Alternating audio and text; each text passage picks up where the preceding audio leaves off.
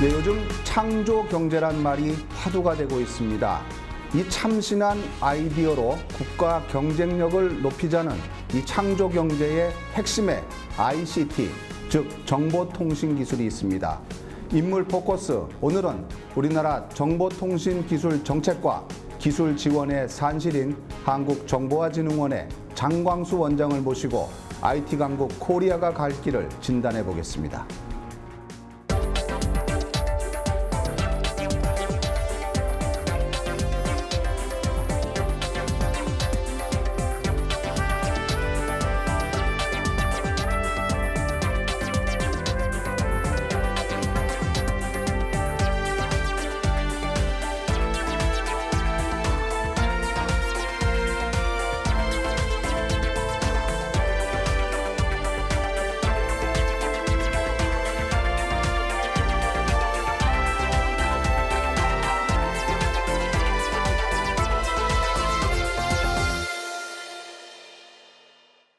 안녕하십니까? 네, 예. 안녕하십니까?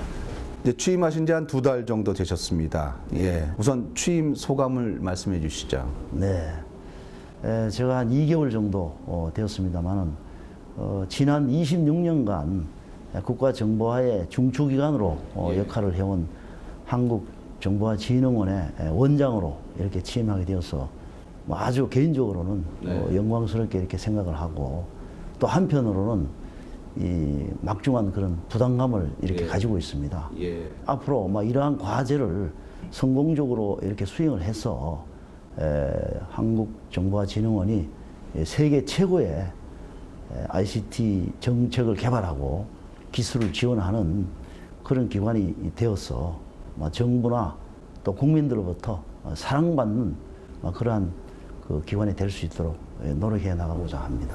말 그대로 이제 이 창조 경제 시대의 주역이 지금 이제 정보통신 기술인데 이 스마트폰뿐만이 아니라 뭐 인터넷이라든가 우리나라의 모든 정보통신에 관련된 정책 수립이라든가 관련된 기술 지원 이거를 총괄하는 기관이라고 봐도 되겠습니까? 네, 그렇습니다. 예. 자, 그럼 우선 이 정보화진흥원을 또 처음 듣는 분들도 계실 거거든요. 네. 어떤 일을 하시는 곳인지 좀 설명해 주시죠. 네.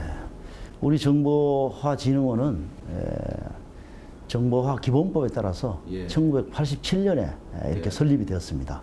되어서 주요한 그 기능으로서는 네. 국가 전체에 대한 정보화 계획을 수립 지원하고 예. 또 정책을 조정하는 그런 역할이 아주 중요한 그런 기능이 되겠습니다. 네. 그리고 또 이제 그 공공정보 이런 것들이 많이 있는데 이런 것들을 또 개방을 하고 또 일자리를 창출해 나가는 그런 업무를 수행하고 있고. 예. 전자정부라면은 이제 우리나라가 그 세계에서도 아주 높은 수준에 있는 그 이른바 이 인터넷 기반, 네트워크 기반으로 뭐 결제도 하고 뭐 이런 행정 지시도 내려가고 뭐 이런 것들이죠. 네, 그렇습니다. 그래서 저희들이 그 UN 전자정부 평가에서 예. 세계 1위를 2회 연속을 했죠. 그래서 많은 나라에서 우리나라 전자정보를 배우기 위해서 많이 오고 있습니다. 이 IT 강국 코리아의 위상을 유감없이 보여주는 좋은 사례가 아닌가 하는 생각이 듭니다. 그 얼마 전에 이제 비전을 선포하셨거든요. 네. 그 어떤 그 미션, 철학 어떤 내용인지 좀 소개해 주십시오. 이번에 저희들 원의 그 미션은 저희들 원이 앞에서 제가 말씀드린 것처럼 정보화 업무를 주로 하고 있습니다. 네. 그래서 이 정보화라고 하는 것은 그 공공이나 민간 부분에 정보통신 기술을 도입해가지고 생산성을 높인다든가 또는 그 국민의 삶의 질을 높이는 그런 업무를 이제 정보화라고 합니다. 그런 측면에서 우리 원의 그 미션은 그 정보화를 통해 가지고 창조 경제를 구현하고 또 이를 통해서 국민 행복을 실현하는 이런 것을 이제 그 미션으로 정해서 지금 추진하고 있습니다. 그래서 이러한 저 미션을 우리 직원들이 공유한다면은 아주 그 일하는데 큰 도움이 되지 않을까 이렇게 보고 있습니다. 네. 이 국가정보화 비전과 이 정책기획을 총괄하는 이른바 국가정보화 싱크탱크 기능을 강화한다 그랬는데 좀 그렇습니다. 말이 좀 어렵거든요. 좀 쉽게 설명해 주시면 어떤가요? 그래서 지금 저희들이 앞에서도 말씀드렸습니다만은 과거에는 좀 더 관리적인 그런 업무를 많이 하다 보니까 이 싱크탱크 역할이 좀 미흡했습니다. 그래서 이제 그 스마트 혁명이 이루어지고 있고 또 빅데이터라든지 클라우드 컴퓨팅 뭐 이런 신기술이 하루가 다르게 나타나고 있기 때문에 또 그리고 우리가 창조 경제를 구현해야 되고 또 정부 3.0이라든지 또 안전한 사회 뭐 이런 것들을 구현해야 하는 그런 막중한 임무를 가지고 있기 때문에 싱크탱크 역할, 그 정부에 대한 싱크탱크 역할을 철저히 좀 해나갈 그런 계획입니다. 그래서 이러한 분야에 대해서 우리가 다양한 정책을 개발하고 또 사업도 발굴해가지고 추진해 나갈 그런 계획입니다. 그래서 이런 걸 하려 그러면은 그 조직도 여기에 맞게 좀 더 탄력적으로 정비도 하고 또 이제 그 빅데이터 센터라든지 또 그 공공정보 개방 활용 지원 센터 이런 것들도 설치를 해서 전문적으로 좀 싱크탱크 역할을 할 수 있도록 이렇게 해 나가고요. 그렇게 해서 국가에 대한 싱크탱크 역할이 잘 이루어질 수 있도록 이렇게 해 나가겠습니다. 그러니까 싱크탱크라는 거는 이른바 그 창조 경제의 핵심인 이 아이디어라든가 창의성의 그런 것들을 발현할 수 있는 어떤 모태가 되겠다는 그런 비전으로 봐도 될까요? 네, 그렇습니다. 창조 경제라는 것이 그 국민들의 아이디어라든지 또는 상상력을 바탕으로 해가지고 이 서비스도 개발하고 경제도 일으키고 또 일자리를 창출하는 그런 경제이기 때문에 이런 싱크탱크 역할이 아주 중요하다 이렇게 보고 있습니다. 그렇게 좋은 아이디어들이 나오려면 물론 이 직원분들의 노력이 가장 기본이 돼야겠습니다만은 이 국민들의 참여가 이렇게 본물처럼 들어와야 거기서 좋은 아이디어들이 많이 들어오지 않습니까? 어떤 국민 아이디어 이런 것들도 많이 이렇게 받아들이고 그러시는 거죠? 네, 그렇습니다. 저희들이 이제 그런 것들을 위해 가지고 이 ICT 관련 기관들이 많이 있습니다. 있고 또 전문가들이 또 많이 있어요. 그래서 우리가 그런 ICT 관련 기관 간의 협의회를 구성해가지고 또 아이디어도 구하고 또 이제 그 ICT 전문가들의 풀을 이렇게 구성해서 포럼도 열고 세미나도 열고 이렇게 해서 국민들의 아이디어와 그런 생각들을 이렇게 모아서 이렇게 해나갈 그런 계획이고 또 이제 좀 더 나간다면은 우리가 집단지성 해가지고 이제 디지털 협업해서 우리가 정보화진흥원의 그 홈페이지라든지 이런 쪽에 이제 그런 아이디어를 구하는 그런 사이트를 만들어 가지고 수시로 국민들의 아이디어를 이렇게 받아서 그것이 정책에 반영될 수 있도록 이렇게 좀 해나갈 그런 계획입니다. 지금 이제 홈페이지 사이트를 얘기하셨는데 사실 이 정보통신을 얘기할 때 우리 스마트폰 세대, 이른바 이 젊은 세대들을 빼놓고는 얘기가 안 되지 않습니까? 네, 그렇습니다. 또 그 친구들이 그분들이 또 아주 좋은 창의적인 이 나이 드신 분들이 생각 못하는 그런 기발한 아이디어들도 많거든요. 그 젊은 스마트폰 세대들을 이렇게 아우를 수 있는 그런 정책 개발도 좀 많이 필요할 거라는 생각이 듭니다만 어떻습니까? 네, 그렇습니다. 그래서 저희들 그 홈페이지라든지 여러 가지 이제 정보통신 시스템을 통해 가지고 SNS라든지 또 트위터라든지 이런 것들을 연계해 가지고 거기서 나타나는 아이디어를 그 수집을 해서 정책에 반영할 수 있는 그런 그 시스템도 우리가 전자정부 사업으로 이렇게 좀 각 부처에서 추진을 하고 있습니다. 또 요즘 이제 이 창조 경제가 또 이렇게 커가는 데 있어서 발목을 잡고 있는 것 중에 하나가 이른바 이 청년 실업 문제 아니겠습니까? 우리 정보화진흥원도 이 청년들의 이 실업 문제를 해결하기 위한 어떤 좀 고민이랄까 좀 이런 대책 같은 게 좀 있으면 좋겠습니다만 어떻습니까? 네, 지금 현재 우리 사회가 직면하고 있는 여러 가지 문제들이 있습니다. 청년 실업이라든지 다문화 문제라든지 또 고용 없는 성장이라든지 많은 문제가 있는데 이러한 것들도 우리가 이제 정보통신 기술을 활용을 해서 많이 지원을 할 수가 있습니다. 예를 들어서 지금 저희들 그 빅데이터가 아주 지금 최근에 화두가 되고 있지 않습니까? 그래서 이러한 빅데이터를 활용해 가지고 그 일자리의 수급을 예측을 하고 또 어느 분야에 일자리가 많이 남고 또 어느 분야에 일자리가 모자라고 또 이런 것들을 이제 여러 가지 데이터를 연계 공유해 가지고 예측함으로써 청년 실업 문제라든지 이런 것들을 해결해 나갈 수가 있는데 그런 사업들도 저희들이 지금 시범 사업으로 지금 하고 있습니다. 이 빅데이터 언급하셨는데 말 그대로 엄청난 양의 데이터, 수십 년 또는 수백 년 동안 모아진 이 데이터에서 분석을 한다면은 새로운 미래가 예측된다는 어떤 패턴이 보인다는 그런 거 아니겠습니까? 이 빅데이터에 대해서도 이 창조경제 참 이 박근혜 정부에서는 굉장히 관심을 갖고 있고 공공기관의 빅데이터를 공개해서 국가 발전에 이용한다는 그런 비전도 있거든요. 정보화진흥원이 빅데이터에도 어떤 중심이 되셔야 될 것 같은데, 예.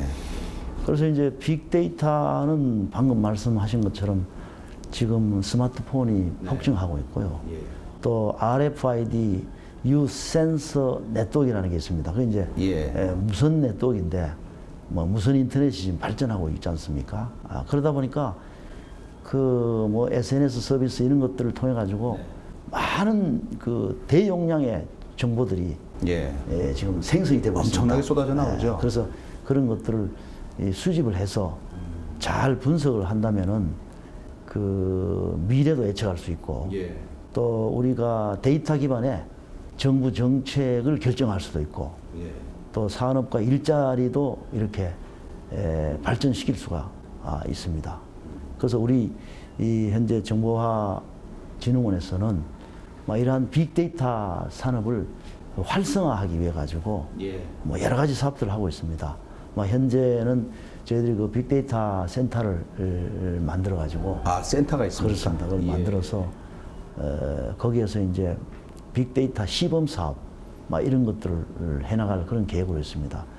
예를 들어서 그 범죄를 예방한다든가 또 교통사고를 예방한다든가 또 그 탈세자 이런 것들을 찾아가지고 지역 경제를 이렇게 그 양성화한다든가 이런 사업들을 주로 지금 해나가고 있고요. 또 이제 그 기술 개발과 인력 양성 이런 것들을 주로 하고 있습니다.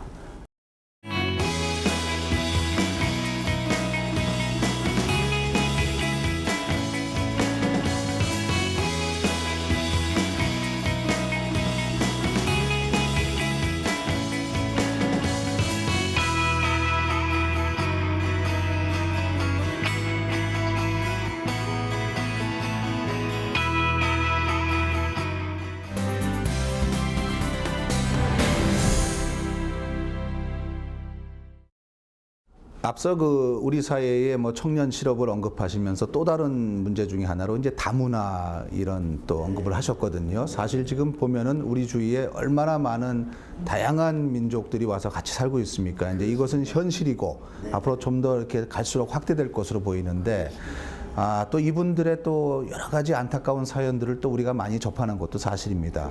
그런데 이분들의 그 힘듦과 간극을 좁히는데 우리 정보화 기술, IT가 또 좋은 역할을 한다고도 많이 들었거든요. 그렇습니다. 그분들에 대한 대책도 좀 연구가 필요할 것 같습니다만 어떻습니까? 우리 진흥원에서도 이제 그 다문화 문제에 대해서 많은 관심을 가지고 또 정보통신 기술을 활용해서 지원을 많이 하고 있습니다.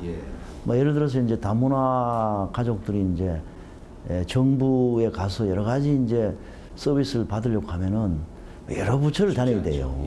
그래서 그런 것들을 애로를 해소해 주기 위해 가지고 이제 그 정보를 공유해 가지고 맞춤형으로 서비스를 해주는 그런 시스템들을 관계부처하고 협의를 해서 이제 구축을 해 나가고 있습니다. 그래서 다문화 가족들이 이제 한 부처만 이렇게 가면은 다른 부처의 이런 서비스도 같이 이제 일괄적으로 이렇게 서비스를 받아가지고 그 행복하게 이렇게 생활할 수 있도록 이렇게 해나가는 그런 정책들도 추진하고 있고요.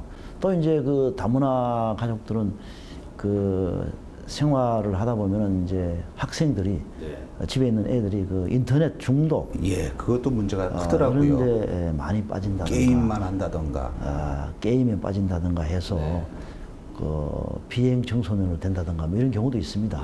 특히 다른 일반 가정보다 좀 많다고 보죠.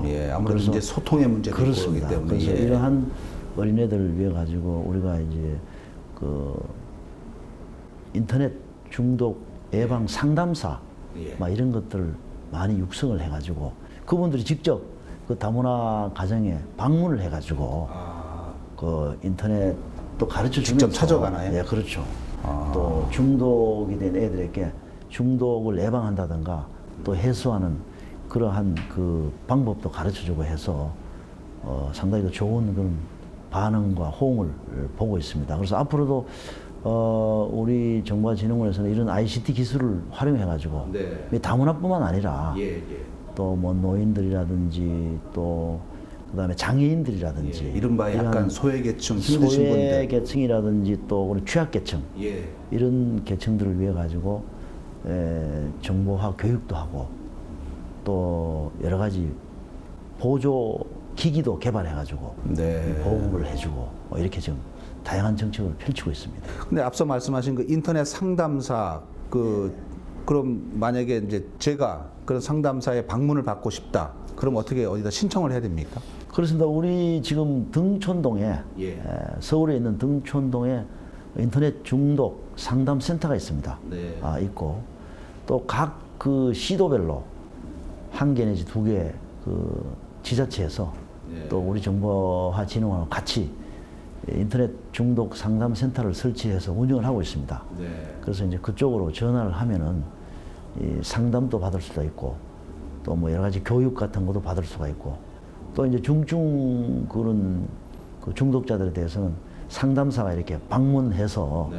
지도도 해주는 그런 그 센터들이 전국에 있습니다. 그 인터넷이 굉장히 빠른 속도로 세계 최고 수준으로 발달하다 보니까 또 거기에 피해를 받고 또 중독된 인구도 거기에 비례해서 또 많아지는 또 그런 또 어두운 이면도 있네요. 그렇습니다. 근데 우리 정보화진흥원이 또 그런 것들을 이렇게 양지로 그렇습니다. 이렇게 모셔오기 위해서 끌어내기 위해서 또 예. 다양한 역할을 하고 있다는 생각을 해봅니다. 예. 저희들 진흥원은 그 정보화를 촉진하는 그런 일도 하면서 네.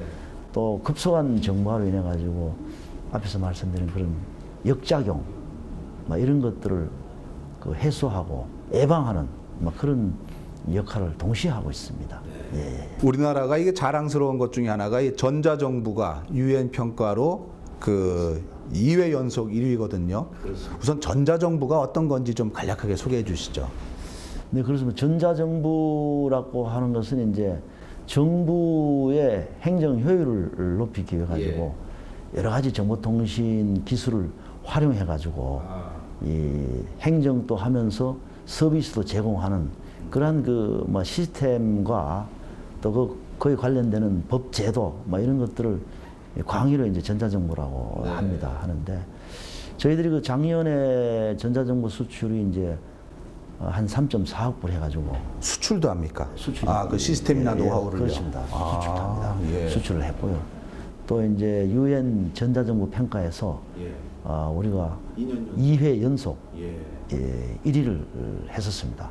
그러다 보니까 우리나라 전자정부를 배우기 위해 가지고 많은 나라에서 우리 정보화진흥부도 배우러 찾아옵니다만은 오겠네요. 안전행정부 위례부라든지 많이 찾아와서 그 우리나라 전자정부의 경험과 노하우를 배워가고 있습니다. 그러니까 이 전자정부에 대해서 잘 모르시는 분들을 위해서 제가 좀 맞는지 모르겠습니다만 주민등록 등본이라든가 인간증명을 전국 어디 주민센터 가도 뛸 수 있는 것도 그 중에 한 그렇습니다. 아주 작은 예겠지만요. 그렇습니다. 그뿐 아니라 그게 이제 대표적인 예. 전자정부 서비스인데요. 그게 이제 민원24라고 네, 이제 하고 네, 있죠. 네. 그래서 그게 가입자가 한 1,000만 명이 돼 있어요. 그러게요.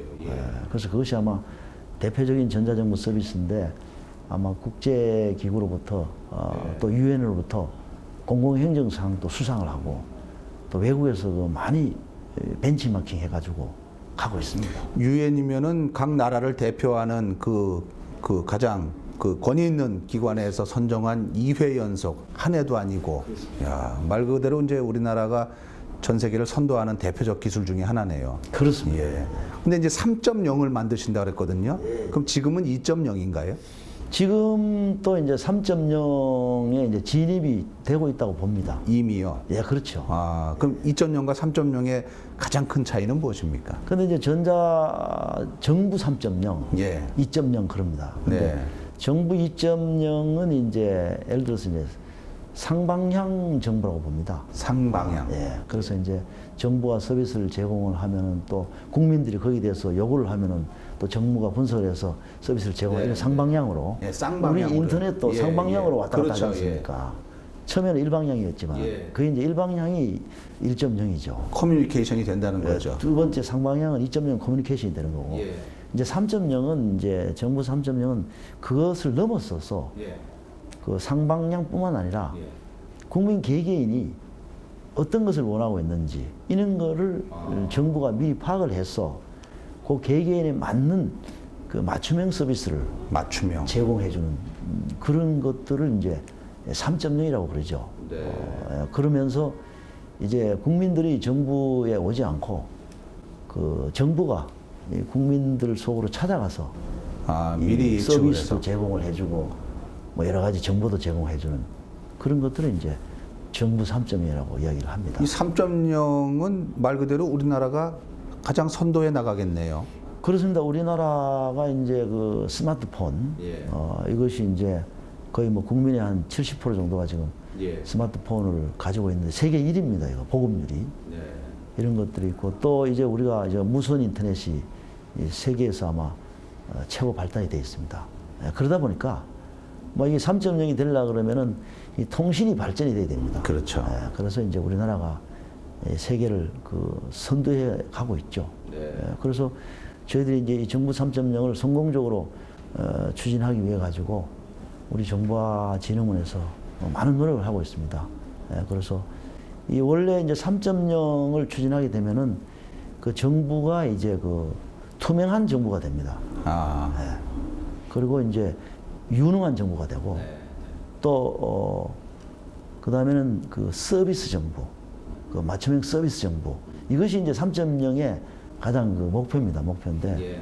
그 투명한 정부가 되기 위해 가지고는 이제 우리 정부가 공공기관이 가지고 있는 이런 공공정보를 개방을 해야 이제 투명해지거든요. 예. 그래서 이제 모든 공공정보를 물론 이제 국가 비밀이라든지 사생활 침해 이런 거는 빼고요. 제외됩니다만 예. 개방을 해가지고 이 정보가 투명해지는 거죠. 그리고 그 다음에 이제 정부라든지 공공기관이 가지고 있는 이런 많은 정보를 서로 공유를 하다 보면은 유능한 정보가 됩니다. 네. 지금은 이제 각 부처가 자기가 가지고 있는 정보를 다른 부처에 잘 안 주다 보니까 우리가 그걸 공유하면은 해결할 수 있는 그런 문제들도 뭐 해결이 안 되는 경우가 있습니다. 뭐 범죄라든지 교통사고라든지 그 탈세 문제. 그래서 앞으로 이제 공유를 하게 된다면은 그 유능한 정보가 되고요.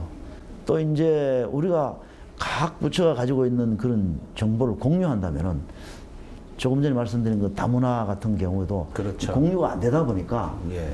뭐 이 부처 가고 또 저 부처 가고 이렇게 한단 말이에요. 근데 그게 공유가 된다면은 한 부처에 가게 되면은 다 시스템으로 그러겠네요. 서비스를 제공해 줄 수가 있죠. 그래서 이제 이 공유가 된다면 이제 개개인, 국민 개개인의 맞춤형 서비스를 이렇게 제공하는 그 서비스 정보가 이렇게 되면은 그게 이제 저희들이 말하는 정부 3.0이 이제 추구하는 그러한 정부의 모습이라고 말씀드릴 수가 있겠습니다. 아마도 제 생각에 이 지구상에 있는 많은 국가들이 2.0도 못 갖고 있을 텐데요. 이제 우리는 3.0을 선도하고 있습니다. 3.0을 빨리 완성시키시고 4.0, 5.0 계속 이 첨단 기술, 국민에게 다가가는 그런 정보통신 정책 기술들을 많이 만들어 주시길 부탁드리겠습니다. 오늘 장시간 고맙습니다. 네, 감사합니다.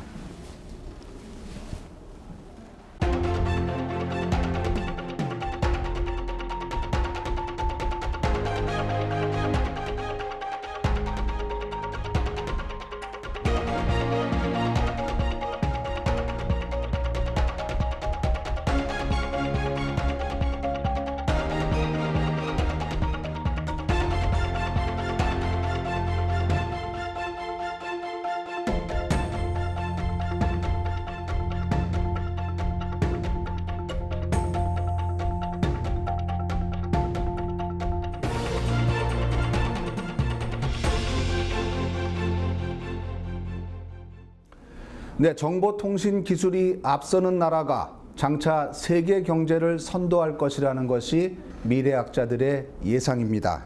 네, 이렇다 할 지하 자원은 없지만 넉넉하고 우수한 인적 자원을 보유하고 있는 우리나라가 이 정보통신에 주목하고 있는 이유가 여기 있습니다. 창조 경제, 그 중심에도 사람이 있습니다. 인물 포커스 여기서 마치겠습니다. 고맙습니다.